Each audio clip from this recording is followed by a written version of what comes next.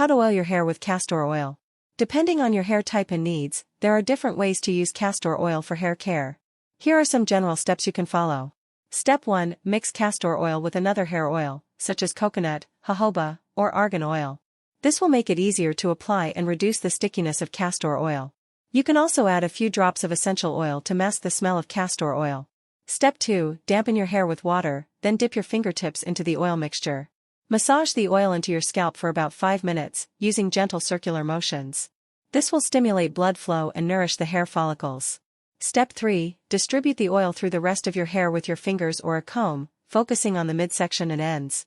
This will moisturize your hair, prevent split ends, and add shine.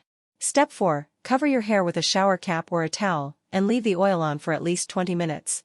You can also leave it overnight for a deeper treatment. Step 5. Rinse your hair thoroughly with lukewarm water, then shampoo and condition as usual.